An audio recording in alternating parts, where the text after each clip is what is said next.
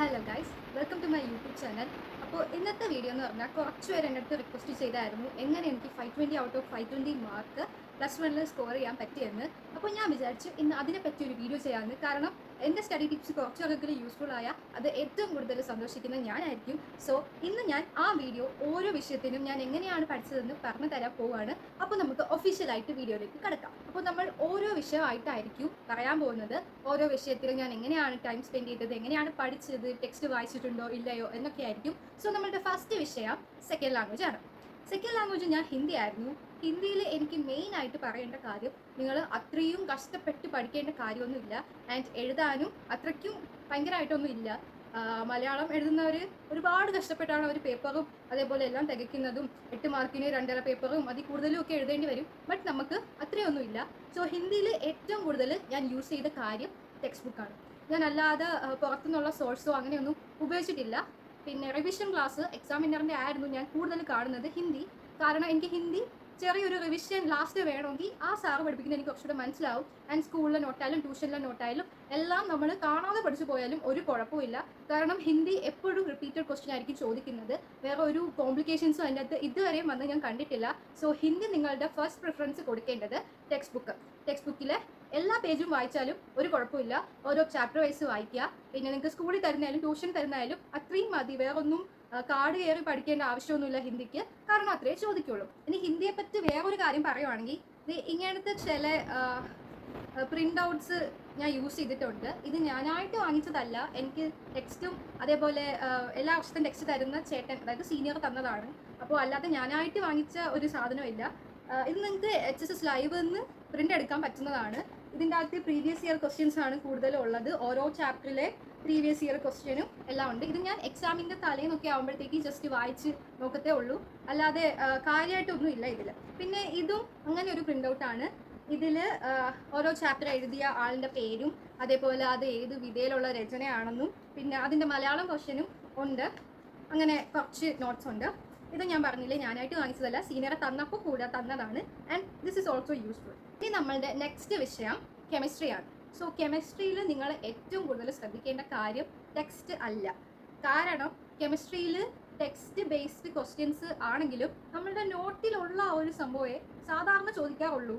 And tough ആക്കിയാലും നമ്മൾ മനസ്സിലാക്കി പഠിച്ചാൽ കെമിസ്ട്രിയിലെ എല്ലാ ക്വസ്റ്റ്യൻസും എഴുതാൻ പറ്റും. എനിക്ക് കെമിസ്ട്രി പൊതുവേ ഇഷ്ടമുള്ള ആളാണ്. ഇപ്പോൾ +2 വരുമ്പോൾ നിങ്ങൾക്ക് ഓർഗാനിക് കെമിസ്ട്രി കൂടുതലായിട്ട് പഠിക്കേണ്ടി വരും. ബട്ട് ട്രസ്റ്റ് മീ, നിങ്ങൾ മനസ്സിലാക്കി പഠിച്ചാൽ നിങ്ങൾക്ക് ഏറ്റവും എളുപ്പമുള്ള വിഷയം കെമിസ്ട്രി ആയിരിക്കും. ആൻഡ് കെമിസ്ട്രിയിൽ ഏറ്റവും കൂടുതൽ നിങ്ങൾ ചെയ്യേണ്ട കാര്യം പ്രീവിയസ് ഇയർ ക്വസ്റ്റ്യൻസ് വർക്കൗട്ട് ചെയ്യുക. PYQ എത്രത്തോളം വർക്കൗട്ട് ചെയ്യുന്നോ അത്രയും നല്ലതാണ്. കാരണം കെമിസ്ട്രിയിൽ പ്രീവിയസ് ഇയർ ക്വസ്റ്റ്യൻസ് മാത്രമാണ് ചോദിക്കുന്നത്. ടെക്സ്റ്റ് ബേസ്ഡ് ക്വസ്റ്റ്യൻസ് അത്രയും ടഫാക്കി ചോദിക്കാറില്ല. ആൻഡ് ഞാൻ അങ്ങനെയാണ് പഠിച്ചുകൊണ്ട് പോയത്. പ്രീവിയസ് ഇയർ മാക്സിമം വർക്കൗട്ട് ചെയ്തു. പിന്നെ ഇങ്ങനത്തെ ചെറിയ ചെറിയ കോഡ്സ് ഒക്കെ ഉണ്ട്. കുറച്ച് സ്ട്രോങ് ആസിഡ് വീക്ക് ബേസ് അങ്ങനെ കുറച്ച് നിങ്ങൾക്ക് പഠിക്കേണ്ടി വരും. അതൊക്കെ ഞാനൊരു പേപ്പറിൽ എഴുതി വെച്ചു. നിങ്ങൾക്ക് തലതിരിഞ്ഞായിരിക്കും കാണുന്നത്, കാരണം ഇത് സെൽഫി ക്യാം ആണ്. അങ്ങനെയൊക്കെ ഞാൻ കുറച്ച് എഴുതി വെച്ചിട്ടുണ്ടായിരുന്നു. കണ്ടോ, എനിക്ക് മനസ്സിലാവുന്ന ഭാഷയിൽ. ഇതൊക്കെ കുറച്ച് കൺഫ്യൂസിങ് ആണ്. സോ ഇതൊക്കെ നിങ്ങൾ എഴുതി വെച്ച് പഠിക്കുക. ഇതെൻ്റെ മുൻപത്തെ +1 ബട്ട് അത് എപ്പോഴും യൂസ്ഫുൾ ആയിരിക്കും. ഇപ്പോൾ നീറ്റ് പരീക്ഷയ്ക്ക് തന്നെ ഞാനത് യൂസ് ചെയ്തിട്ടുണ്ടായിരുന്നു. പിന്നെ അതേപോലെ തന്നെയായിരുന്നു ഇതും എനിക്ക് സീനിയർ തന്നായിരുന്നു. ആൻഡ് ഇത് നല്ല യൂസ്ഫുൾ ആയിരുന്നു. ഞാൻ ഇമ്പ്രൂവ്മെൻറ്റിന് ഈ ഒരു സാധനം നോക്കി മാത്രമായിരുന്നു പഠിച്ചത്. കാരണം എനിക്ക് ആകെ ഒരു ഡേ ഉണ്ടായിരുന്നുള്ളൂ ഇമ്പ്രൂവ്മെൻറ്റ് എക്സാമിന്. ആൻഡ് ഇതും HSS ലൈവ് നിന്നാണ് ഡൗൺലോഡ് ചെയ്തത്. ഇതും അത്ര ഇമ്പോർട്ടൻ്റ് ആണ്, കമ്പൽസറി ആണ് എന്നൊന്നും ഞാൻ പറയത്തില്ല. But it is good. നമുക്ക് ഒരു റിവിഷൻ പെട്ടെന്ന് വേണമെങ്കിൽ ഇത് മതി. സോ ഇതിൻ്റെ പ്രിൻ്റ് ഔട്ടോ കാര്യങ്ങളോ എന്തെങ്കിലും വേണമെങ്കിൽ നിങ്ങൾ ചോദിക്കുക. ഞാനിത് ഓരോ വീഡിയോസിലായിട്ട് നിങ്ങൾക്ക് ഇട്ട് തരാം. ആൻഡ് ഇത് യൂസ്ഫുൾ ആണ് എന്ന് എനിക്ക് വിശ്വാസമുണ്ട്. കെമിസ്ട്രിയിൽ നിങ്ങൾ നോക്കേണ്ടത് ഞാൻ പറഞ്ഞല്ലോ, സ്കൂളിലായാലും ട്യൂഷനിലായാലും നോട്ട് തന്നെയാണ് നോക്കേണ്ടത്. നല്ലപോലെ മനസ്സിലാക്കി പഠിച്ചാൽ അതിനപ്പുറം കെമിസ്ട്രിയിൽ വേറെ ഒന്നും നമുക്ക് ചെയ്യാൻ ഇല്ല. കാരണം കെമിസ്ട്രി അത് പറ്റും. നിങ്ങൾ ശ്രമിച്ച് നോക്കുക, ജസ്റ്റ് മനസ്സിലാക്കി പഠിക്കുക. നിങ്ങൾ പഠിച്ചിട്ട് അത് തിരിച്ച് പറയാൻ പറ്റുന്നുണ്ടോ എന്ന് നോക്കുക. പിന്നെ ഇതും എനിക്ക് സീനിയർ തന്നെയാണ്. ഇത് ഞാൻ അധികം തുറന്നിട്ടൊന്നും ഇല്ല. But it is good. എല്ലാത്തിലെയും പ്രീവിയസ് ഇയർ ക്വസ്റ്റ്യൻസും സേക്ക് ചോദിച്ച ക്വസ്റ്റ്യൻസും എല്ലാം ഉണ്ട്. നല്ലതാണ്. എക്സാം പോയിന്റ് എന്ന കമ്പനിയുടേതാണ്. ഞാൻ പറഞ്ഞില്ലേ, പ്രീവിയസ് ഇയർ ക്വസ്റ്റ്യൻ ചെയ്യുമ്പോൾ ഞാൻ ഇതും വർക്കൗട്ട് ചെയ്യാൻ നോക്കാറുണ്ട്. ബട്ട് കംപ്ലീറ്റ് ഞാൻ ഇതുവരെയും ചെയ്തിട്ടില്ല. കാരണം ഓൾറെഡി കുറേ സോഴ്സ് എൻ്റെ കയ്യിലുണ്ടായിരുന്നു. ഞാൻ എഴുതിയ പഴയ ക്വസ്റ്റ്യൻ പേപ്പേഴ്സും കാര്യങ്ങളും തന്നെ ഉണ്ടായിരുന്നു. അപ്പോൾ ഇത് നിങ്ങൾക്ക് പറ്റുവാണെങ്കിൽ വാങ്ങിച്ചാൽ മതി. ഞാൻ ഒരിക്കലും കമ്പൽസറി ആണെന്ന് പറയത്തില്ല. And it is useful also. Next വിഷയം ബയോളജി. സോ സയൻസ് പിള്ളേർക്ക് ഏറ്റവും ഇമ്പോർട്ടൻ്റ് ആയിട്ടുള്ള ഒരു വിഷയമാണ് ബയോളജി. ആൻഡ് ഈ സാധനം മോഹൻലാൽ നോക്കണുണ്ടോ, ഇത് ടെക്സ്റ്റാണ്.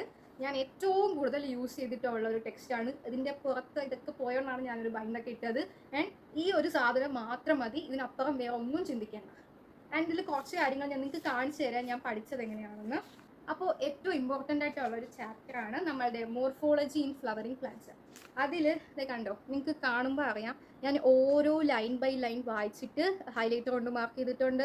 അതേപോലെ ഓരോ കളർ പെൻ വെച്ച് മാർക്ക് ചെയ്തിട്ടുണ്ട്. ഇതെല്ലാം ഇമ്പോർട്ടൻറ്റ് പോയിന്റ്സ് ആണ്. ഇത് നീറ്റിൻ്റെ പോയിന്റ് ഓഫ് വ്യൂവിലും ഒരുപാട് ഇമ്പോർട്ടൻ്റ് ആണ്. ഈ ടെക്സ്റ്റ് മാത്രം മതി. നിങ്ങൾ പ്രീവിയസ് ഇയർ ക്വസ്റ്റ്യൻ ചെയ്യുന്നത് നല്ലതാണ്, ബട്ട് ഇതാണ് ഏറ്റവും ആയിട്ടുള്ള റൂട്ട് പോയിന്റ് എന്ന് പറയുന്നത്. ആൻഡ് ഇതിൽ കണ്ടോ, ഞാൻ ഇവിടെയൊക്കെ ചെറിയ ചെറിയ കോഡ്സ് ഞാൻ പെൻസിലിൽ എഴുതിയിട്ടുണ്ട്. നിങ്ങൾക്ക് കാണാൻ പറ്റുമെന്ന് എനിക്കറിയത്തില്ല. അതെല്ലാം എഴുതിയിട്ടുണ്ട് കണ്ടോ, ഇതെല്ലാം ഞാൻ മാർക്ക് ചെയ്ത് വെച്ചിട്ടുണ്ട് ഓരോ ഇതും. പിന്നെ ചെറിയ ചെറിയ സ്റ്റിക്കി നോട്ട്സിലായിട്ട് എക്സാമ്പിളൊക്കെ ഞാൻ എഴുതിയിട്ടുണ്ട്. ആൻഡ് ഇത് ഭയങ്കര യൂസ്ഫുൾ ആണ്. നമുക്ക് എക്സാം സമയത്ത് കൺഫ്യൂഷൻ ഉള്ള ഒരേ ഒരു ചാപ്റ്റർ ഇതിലെ എക്സാമ്പിൾസ് ആണ്. അതിൽ കണ്ടോ, അതെ ഞാൻ സൈഡിലൊക്കെ എക്സാമ്പിൾസിൻ്റെ കോഡും കാര്യങ്ങളൊക്കെ എഴുതി വെച്ചിട്ടുണ്ട്. ഈ കോഡും കാര്യങ്ങളൊക്കെ നിങ്ങൾക്ക് വേണമെങ്കിൽ കമൻറ്റ് ചെയ്യാം. കണ്ടോ, ഓരോ സൈഡിലും ഞാൻ എഴുതി വെച്ചിട്ടുണ്ട്. സോ ഇങ്ങനെ ആയിരിക്കണം നിങ്ങൾ ടെക്സ്റ്റ് വായിച്ച് പഠിക്കേണ്ട കാര്യം എന്ന് പറഞ്ഞാൽ. കാരണം ബയോളജി ടെക്സ്റ്റിൽ എല്ലാം ഉണ്ട്, നിങ്ങൾ അതിനപ്പുറം ഒന്നും ചിന്തിക്കേണ്ട. പിന്നെ അറ്റമാണെങ്കിൽ നിങ്ങളുടെ ഇങ്ങനെ ഷോർട്ട് നോട്ടൊക്കെ എഴുതി വയ്ക്കുക. ഞാനിത് ടെക്സ്റ്റിൽ നോക്കി എക്സാമ്പിളും അതേപോലെ കാര്യങ്ങളൊക്കെ എഴുതിയതാണ്, മുമ്പ് എഴുതിയതാണ്. ഇതെല്ലാം എഴുതിയതാണ് കേട്ടോ. ഇതിനകത്ത് ഓരോ ചാപ്റ്റർ ബേസ്ഡ് ആയിട്ട് എനിക്ക് എഴുതണമെന്ന് തോന്നിയിട്ടുള്ള എല്ലാം ഞാൻ എഴുതിയിട്ടുണ്ട്, വൺ വേർഡ് ആയിട്ടും അല്ലാത്തതൊക്കെ. ഇത് നിങ്ങൾക്ക് യൂസ്ഫുൾ ആയിരിക്കും. ഇതേ കണ്ടോ, ഇതൊക്കെ ഓരോ ചാപ്റ്ററിലെ എക്സാമ്പിൾസ് ആണ്.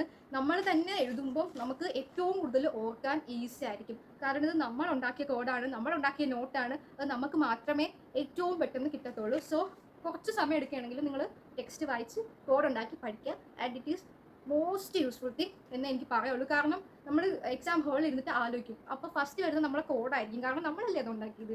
സോ ഇത്രയാണ് ബയോളജി പറ്റി പറയാനുള്ളത്. സോ ഇനി നെക്സ്റ്റ് വിഷയം ഫിസിക്സ് ആണ്. സോ ഫിസിക്സിനെ പറ്റി പറയുകയാണെങ്കിൽ കുറച്ച് ഡിഫിക്കൽട്ടി കൂടിയ ഒരു വിഷയമാണ് തന്നെയാണ് ഫിസിക്സ്. കാരണം നമ്മളവിടെ മാത്തമാറ്റിക്സ് സ്കില്ല് ഉപയോഗിക്കുന്നതിനേക്കാളും ഇംഗ്ലീഷ് സ്കില്ല് ഉപയോഗിക്കേണ്ടി വരും. കാരണം ഇത് കുറേ കറങ്ങി തിരിഞ്ഞ് അങ്ങനെയുള്ള ക്വസ്റ്റ്യൻസ് ഒക്കെ വരും സാധാരണ ഫിസിക്സിൽ. പിന്നെ ഡെറിവേഷൻ +2 അത്രയും ഡെറിവേഷൻ നമുക്കില്ല, ബട്ട് +1 ഏറ്റവും കൂടുതൽ ഡെറിവേഷൻസ് ഉള്ളത്.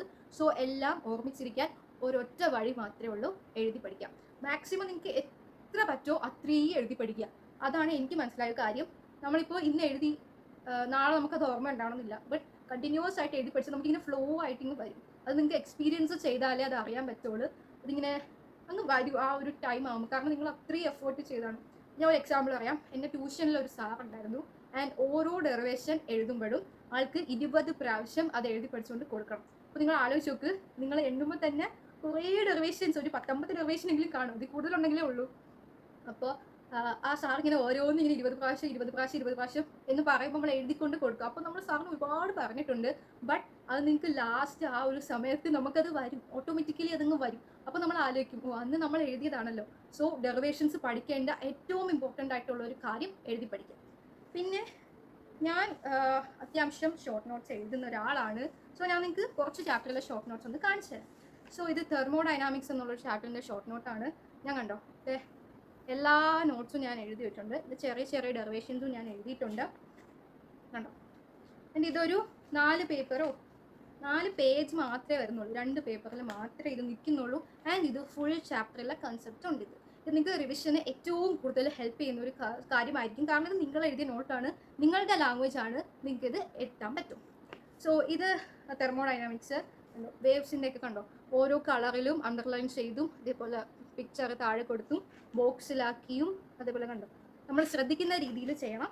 കണ്ടോ, ഈ ഡെറിവേഷൻസ് ആണ് ഇതിലെ ഏറ്റവും ഇമ്പോർട്ടൻറ്റ് കാര്യം എന്ന് വെച്ചാൽ അതിൻ്റെ എല്ലാത്തിൻ്റെയും പിക്ചറും കാര്യങ്ങളും നമ്മൾ ജസ്റ്റ് ഞാൻ പറഞ്ഞേ 4 പേജസിൽ കഴിഞ്ഞു. കണ്ടോ, ഇത് മതി നമുക്ക്. കൺസെപ്റ്റ് എല്ലാം ഇതിൻ്റെ അകത്തുണ്ട്. ക്വസ്റ്റ്യൻസ് നിങ്ങൾ പിന്നെ ചെയ്താൽ മതി, വർക്കൗട്ട് ചെയ്താൽ മതി, റിവിഷൻ ചെയ്താൽ മതി. എല്ലാം പറഞ്ഞ് നിങ്ങൾ ബോറടിപ്പിക്കുന്നില്ല, കുറേ ഞാൻ എഴുതിയിട്ടുണ്ട്. ചിലതിൽ ക്വസ്റ്റ്യൻസ് ഒക്കെ ഉൾപ്പെടുത്തിയിട്ടുണ്ട്, ഫിഗേഴ്സ് ഉൾപ്പെടുത്തിയിട്ടുണ്ട്, ഗ്രാഫ് ഉൾപ്പെടുത്തിയിട്ടുണ്ട്. And this is useful guys. ഇത് നിങ്ങൾക്ക് എന്തായാലും ഹെൽപ്പ് ചെയ്യും, കാരണം ഷോർട്ട് നോട്ട് എഴുതുന്നത്. സോളിഡ്സ് ചാപ്റ്റർ, പിന്നെ ലോസ് ഓഫ് മോഷൻ, പിന്നെ ഗ്രാവിറ്റേഷൻ, പിന്നെ അതേ ഓസിലേഷനൊക്കെ ഫുൾ ചാപ്റ്റർ ഉണ്ടോ, ഇത്രയല്ലേ തീർന്നു. ഓസിലേഷൻ്റെ കണ്ടോ, ഇത് ഫുൾ ചാപ്റ്റർ ഇത്ര പേജിൽ നമുക്ക് തീർന്നു. ആൻഡ് ഫുൾ കോൺസെപ്റ്റ് ഇതിനകത്തുണ്ട്. സോ ഇത്രയൊക്കെയാണ് എനിക്ക് ഫിസിക്സിനെ പറ്റി പറയാനുള്ളത്. മാക്സിമം PYQ ചെയ്യുക, ക്വസ്റ്റ്യൻസ് സമാധാനമായിട്ട് വായിച്ച്. ഞാൻ ചെയ്യുന്ന ഒരു ട്രിക്ക് പറഞ്ഞുതരാം. നമ്മൾ ക്വസ്റ്റ്യൻസ് വായിക്കുമ്പോൾ ഇപ്പം മാസ് ഇത്ര ഗ്രാം എന്ന തരത്തിൽ അതെല്ലാം ഞാൻ അണ്ടർലൈൻ ചെയ്ത് പോയിട്ട് അതെല്ലാം ഞാൻ എൻ്റെ ആൻസർ ഷീറ്റിൽ എഴുതും. ആൻസർ ഷീറ്റിൽ എഴുതിയിട്ട് നമ്മൾ അനലൈസ് ചെയ്യുമ്പോൾ നമുക്കൊരു ഇക്വേഷൻ അതിൻ്റെ അകത്ത് കിട്ടിയിരിക്കും. ആൻഡ് ഇതിപ്പോൾ ജസ്റ്റ് ഒരു സാമ്പിൾ പേപ്പറാണ്. എൻ്റെ ഇക്വേഷൻസ് എഴുതിയതും അതേപോലെ ഫുൾ ഇക്വേഷൻ അങ്ങനെ എല്ലാം ഞാൻ പ്രിപ്പയർ ചെയ്ത് വച്ചിട്ടുണ്ടായിരുന്നു. കാരണം അത് അത്രയും യൂസ്ഫുൾ ആവും. പിന്നെ അടുത്ത വിഷയം മാത്സ് ആണ്. മാത്സിനെ പറ്റി പറയുകയാണെങ്കിൽ ഒറ്റ കാര്യം മാത്രം പറയുള്ളൂ. എഴുതി പഠിക്കുക, എഴുതി പഠിക്കുക, എഴുതി പഠിക്കുക, അതേപോലെ മനസ്സിലാക്കി പഠിക്കുക. ടെക്സ്റ്റ് ബുക്ക് ഇപ്പോൾ ഇമ്പോർട്ടൻ്റ് ആണ്. കാരണം കഴിഞ്ഞ എക്സാമിന് നിങ്ങൾക്ക് ചിലപ്പോൾ ടഫായിട്ട് തോന്നിയത് മാത്സ് ആയിരിക്കാം. മാത്സിൻ്റെ ക്വസ്റ്റ്യൻസ് ടഫാക്കാൻ ഏറ്റവും സാധ്യതയുള്ളൊരു മേഖലയാണ്. സോ മാത്സ് നിങ്ങൾക്ക് എളുപ്പം ആക്കണമെങ്കിൽ ടെക്സ്റ്റ് ബുക്ക് കൂടി നോക്കിയേ പറ്റുള്ളൂ. ടെക്സ്റ്റ് ബുക്ക് ഇല്ലാത്തവരെ എങ്ങനെയും വാങ്ങിക്കുക, അല്ലെങ്കിൽ ലാസ്റ്റ് ആകുമ്പോൾ പണി കിട്ടും. കാരണം എൻ്റെ ഒരു അനുഭവത്തിൽ ഞാൻ പറയാം. എനിക്കിപ്പോൾ +2 ഓണം എക്സാമിന് 60 ഔട്ട് ഓഫ് 60 മാർക്ക് ഉണ്ടായിരുന്നു. ബട്ട് ക്രിസ്മസ് എക്സാം പോയപ്പോൾ എൻ്റെ ഗ്രാഫ് നേരെ ഇങ്ങ് താന്നു. കാരണം ക്രിസ്മസ് എക്സാമിന് ഒരു പാറ്റേൺ മാറ്റി ചോദിച്ചു ആൻഡ് എനിക്കത് ആൻസർ ചെയ്യാൻ അറിയില്ല. അപ്പം ഐ വാസ് സ്റ്റക്ക്. ആ ഒരു സമയത്താണ് പിന്നെ കൺസെപ്റ്റ് നോക്കാനും ടെക്സ്റ്റ് വായിക്കാനും അങ്ങനെ ഓരോ കാര്യങ്ങളും നോക്കേണ്ട ഒരു അവസ്ഥ വരുന്നത്. ആ ഒരു അവസ്ഥ നിങ്ങൾക്ക് വരാതിരിക്കാൻ വേണ്ടിയിട്ടാണ് ഞാൻ പറയുന്നത്. ആദ്യം മുതലേ ടെക്സ്റ്റും കൂടി കൺസിഡർ ചെയ്ത് പോവുക. ഒരു പക്ഷേ നിങ്ങൾക്കത് ടഫ് ആക്കണം എന്ന്, ഒരു പക്ഷേ അവർ ടഫ് ആക്കും എന്നൊരു തോന്നൽ വന്നാലും നിങ്ങൾക്ക് അത് കവർ ചെയ്യാൻ പറ്റും. കാരണം നമ്മൾ ഓൾറെഡി കംപ്ലീറ്റ് ചെയ്തിട്ടുണ്ടല്ലോ. സോ മാത്സിനെ പറ്റി പറയുവാണെങ്കിൽ ഏറ്റവും കൂടുതൽ എനിക്ക് പറയാനുള്ള ആ ഒരു കാര്യമാണ് ചെയ്തു പഠിക്കുക, പ്രീവിയസ് ഇയർ ക്വസ്റ്റ്യൻ വർക്കൗട്ട് ചെയ്യാം. സോ നമ്മളുടെ ലാസ്റ്റ് സബ്ജക്റ്റ് ഇംഗ്ലീഷിന് എനിക്ക് ഫുൾ മാർക്ക് കിട്ടിയിട്ടുണ്ടായിരുന്നു. സോ അതിൻ്റെ റീസൺ ഞാൻ പറയാം. അതിൻ്റെ റീസൺ ടെക്സ്റ്റ് ബുക്ക് മാത്രമാണ്. ഞാൻ ഓരോ പേജും ഓരോ വരിയും ഓരോ പാർട്ടും അങ്ങനെ ആയിട്ട് ഫുള്ള് വായിക്കുമായിരുന്നു. അത് ഒരിക്കലും ഞാൻ ടീച്ചർ തരുന്ന നോട്ടോ അല്ലെങ്കിൽ ട്യൂഷൻ സാറ് തരുന്ന നോട്ടോ അങ്ങനെയൊന്നും കാണാതെ ഇതുവരെയും ഞാൻ പഠിച്ചിട്ടില്ല. ആൻഡ് ഇനി പഠിക്കാനും പോണില്ല. കാരണം നമുക്ക് +2 പബ്ലിക് എക്സാമിന് നമ്മൾ എല്ലാം പഠിച്ചിട്ട് പോയി, കാണാതെ പഠിച്ചിട്ട് പോകുന്ന കുറച്ച് ക്വസ്റ്റ്യൻസ് ഉണ്ടല്ലോ. ടീച്ചർമാർ മസ്റ്റാണ് എന്തായാലും ചോദിക്കും എന്ന് പറയുന്ന കുറച്ച് ക്വസ്റ്റ്യൻ ഉണ്ടല്ലോ. അത് കാണാതെ പഠിച്ച് പോയിരുന്നെങ്കിൽ എഴുതാൻ പറ്റാത്ത ഒരു ക്വസ്റ്റ്യൻ ആയിരുന്നു. കാരണം നമ്മൾ ചാപ്റ്ററുമായിട്ട് ബന്ധമുണ്ടോ എന്ന് ചോദിച്ചാൽ ബന്ധമുണ്ട്, ഇല്ലെന്ന് ചോദിച്ചാൽ ഇല്ല എന്നുള്ളൊരു രീതിയിലായിരുന്നു ക്വസ്റ്റ്യൻസ് ചോദിച്ചിരുന്നത്. കാരണം ഇപ്പോൾ ഒരു ചാപ്റ്റർ ബേസ് ക്വസ്റ്റ്യൻ ചോദിച്ചിട്ട് അത് നിങ്ങളുടെ ലൊക്കാലിറ്റിയിൽ നടക്കുമായിരുന്നെങ്കിൽ നിങ്ങൾ എന്ത് പ്രതികരിക്കുമായിരുന്നു എന്നായിരുന്നു അവരുടെ ക്വസ്റ്റ്യൻ. സോ അത് നമുക്ക് ചാപ്റ്ററുമായിട്ട് റിലേറ്റ് ചെയ്ത് എഴുതാൻ പറ്റത്തില്ല. കാരണം ആ ഒരു സംഭവം നമ്മളുടെ ആറ്റിറ്റ്യൂഡ് അനുസരിച്ചായിരിക്കും അത് പ്രൊസീഡ് ചെയ്യേണ്ടത്. സോ ചാപ്റ്റർ മനസ്സിലാക്കി പഠിച്ചു എന്ന് ഉള്ളതുകൊണ്ട് ഒരു കാര്യമില്ല. അവിടെ നമ്മൾ നോക്കുന്നത് ഇംഗ്ലീഷിൻ്റെ സ്കില്ലാണ്. എത്രത്തോളം നമുക്ക് ഗ്രാമർ മിസ്റ്റേക്ക് ഇല്ലാതെ എഴുതാൻ പറ്റുന്നു, എത്രത്തോളം നമ്മൾ ഫ്ലുവൻ്റ് ആണ്, എത്രത്തോളം നമ്മൾ ടൈം യൂട്ടിലൈസ് ചെയ്ത് എഴുതുന്നു. കാരണം ഇംഗ്ലീഷ് അത്യാവശ്യം നല്ല രീതിക്ക് എഴുതാനുണ്ട്. എക്സസ് ഒന്നും എഴുതാൻ ഇംഗ്ലീഷിൽ അത്രയും സമയം കിട്ടത്തില്ല. ബാക്കി ഏത് വിഷയത്തിൽ കിട്ടിയാലും ഇംഗ്ലീഷിൽ ഞാൻ ഇതുവരെ ചെയ്തിട്ടുമില്ല, എനിക്ക് കിട്ടിയിട്ടുമില്ല. കാരണം ഒരുപാട് എഴുതാനുണ്ട് ഇംഗ്ലീഷ്. സോ ഇംഗ്ലീഷ് എനിക്ക് ഒറ്റ കാര്യം പറയുള്ളൂ, ടെക്സ്റ്റ് നന്നായിട്ട് വായിക്കുക. നിങ്ങളൊരു ക്വസ്റ്റ്യൻ കിട്ടുമ്പോൾ നിങ്ങൾ പറഞ്ഞു നോക്കുക, എനിക്ക് ഇംഗ്ലീഷ് ഫ്ലുവൻ്റ് ആയിട്ട് പറയാൻ പറ്റുന്നുണ്ടോ, എന്നെക്കൊണ്ട് അത് എഴുതാൻ പറ്റുന്നുണ്ടോ, ടൈം വെച്ച് നോക്കുക, എനിക്ക് ആ സമയം കൊണ്ട് എൻ്റെ ക്വസ്റ്റ്യൻ എഴുതി തീർക്കാൻ പറ്റുന്നുണ്ടോ എന്ന് നോക്കുക. അത് മാത്രമേ എനിക്ക് ഇംഗ്ലീഷിനെ പറ്റി പറയാനുള്ളൂ. And that's the important thing. നമ്മൾ വീഡിയോയുടെ ലാസ്റ്റ് പാർട്ടിലോട്ട് പോവാണ്. ഞാൻ ചെയ്ത കുറച്ച് PYQs നിങ്ങൾക്ക് കാണിച്ചു തരാം. ഇതൊക്കെ ഞാൻ ചെയ്ത PYQs ആണ്. ഇതൊന്നും ഒന്നുമല്ല കേട്ടോ. ഇത് ഞാൻ തന്നെ ചെയ്തതും അതേപോലെ എൻ്റെ സീനിയേഴ്സിൻ്റെ നിന്ന് ഇതാക്കിയതും കളക്ട് ചെയ്തതൊക്കെയാണ്. ഇത് അടുത്ത സെറ്റാണ്. ഇതൊക്കെ ഒരുവിധം ഒരു പാർട്ട് മാത്രമാണ് കണ്ടോ, ഒരു പാർട്ട് മാത്രമാണ്. നിങ്ങളെ കൂടുതൽ കാണിച്ച് പേടിപ്പിക്കേണ്ടെന്ന് വിചാരിച്ച് ഞാൻ കുറച്ച് അത്ര എടുത്തുകൊണ്ട് വന്നുള്ളൂ. ആൻഡ് ഞാൻ പറഞ്ഞില്ലേ, ഇത് കണ്ട് പേടിക്കേണ്ട ആവശ്യമൊന്നും ഇല്ല. മോസ്റ്റ് ഇമ്പോർട്ടൻറ്റ് തിങ് ആണ്. പിന്നെ ഇങ്ങനത്തെ ക്വസ്റ്റ്യൻ ബാങ്ക് ഒക്കെ ഉണ്ടെങ്കിൽ നിങ്ങൾ വാങ്ങിക്കണം, നല്ലതാണ്. ലാസ്റ്റൊക്കെ പബ്ലിക് എക്സാമിനൊക്കെ നമുക്കിത് യൂസ് ചെയ്യാം.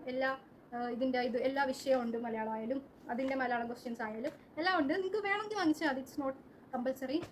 സോ ഇതാണ് എൻ്റെ സ്റ്റഡി പ്ലാൻ. ഇനി എനിക്ക് നിങ്ങൾക്ക് ഒരു എക്സാമിനർ സൈലം ഒരു കമ്പാരിസൺ ചെയ്യണമെന്ന് ആഗ്രഹമുണ്ട്. സോ ആ വീഡിയോ നിങ്ങൾക്ക് വേണമെങ്കിൽ കമൻറ്റ് ചെയ്യണം. കാരണം എൻ്റെ ഒരു ജേർണി ഈ രണ്ട് ഓൺലൈൻ പ്ലാറ്റ്ഫോമിൽ കൂടെ ആയിരുന്നു. ഞാൻ ഏതൊക്കെ വിഷയം, ഏതൊക്കെ ക്ലാസ്, ആരുടെയൊക്കെ ക്ലാസ്സാണ് കണ്ടതെന്ന് എനിക്ക് നിങ്ങൾക്ക് പറയാൻ ആഗ്രഹമുണ്ട്. സോ ആ വീഡിയോ വേണമെങ്കിൽ കമൻറ്റ് ചെയ്യുക. പിന്നെ നിങ്ങൾക്ക് തരാനുള്ള ഒരു വീഡിയോ എനിക്ക് തോന്നുന്നത് ടൈം ടേബിളാണ്. സ്കൂളുള്ള ദിവസം എങ്ങനെയാണ് പഠിക്കുന്നത്, അല്ലെങ്കിൽ ട്യൂഷനുള്ള കുട്ടികൾക്ക് എങ്ങനെയാണ് പഠിക്കുന്നത്, സ്കൂളില്ലാത്ത സാറ്റർഡേ സൺഡേ ചിലർക്ക് ട്യൂഷൻ കാണും, ആൻഡ് ട്യൂഷൻ ഇല്ലാത്തവർ എങ്ങനെയാണ് പഠിക്കേണ്ടതെന്നുള്ളൊരു ടൈം ടേബിളും കൂടി എനിക്ക് നിങ്ങൾക്ക് തരണമെന്ന് ആഗ്രഹം ഉണ്ട്. ആൻഡ് നിങ്ങൾക്കിപ്പോൾ വേണം എന്നുണ്ടെങ്കിൽ തീർച്ചയായിട്ടും ചെയ്യാം. സോ നിങ്ങളുടെ അഭിപ്രായങ്ങൾ കമൻറ്റ് ബോക്സിൽ രേഖപ്പെടുത്തുക. ആൻഡ് ചാനൽ ഇഷ്ടപ്പെട്ടാൽ സബ്സ്ക്രൈബ് ചെയ്യുക. നിങ്ങൾക്കും ഈ ഒരു മാർക്കിലോട്ട് എത്തിച്ചേരാൻ വേണ്ടി ഞാൻ സഹായിക്കും. കാരണം ഇതൊരു ടേണിംഗ് പോയിന്റ് ആണ്. CBSE പോലെ നമുക്ക് ലാസ്റ്റ് മാത്രമല്ല പബ്ലിക് എക്സാം ഉള്ളത്. +2ലും പബ്ലിക് എക്സാം +1ലും പബ്ലിക് എക്സാം ഉണ്ട്. ഈ വീഡിയോ +1 കുട്ടികൾക്കും +2 കുട്ടികൾക്കും ബാധകം തന്നെയാണ്. കാരണം ഏറ്റവും ഇമ്പോർട്ടൻ്റ് ആയിട്ടുള്ള കാര്യങ്ങൾ മാത്രമേ ഞാനത് പറഞ്ഞിട്ടുള്ളൂ. ആൻഡ് നിങ്ങൾക്ക് എല്ലാവർക്കും ഇത് യൂസ്ഫുൾ ആയി എന്ന് കരുതുന്നു. എന്തെങ്കിലും ഡൗട്ട് ഉണ്ടെങ്കിൽ ചോദിക്കുക, ഏതെങ്കിലും തരത്തിലുള്ള വീഡിയോ വേണമെങ്കിൽ ചോദിക്കുക. ചാനൽ ഇഷ്ടപ്പെട്ടാൽ സബ്സ്ക്രൈബ് ചെയ്യാൻ മറക്കരുത്. അപ്പോൾ ഇന്നത്തേക്ക് ഇത്രയേ ഉള്ളൂ ഗൈസ്. ബൈ.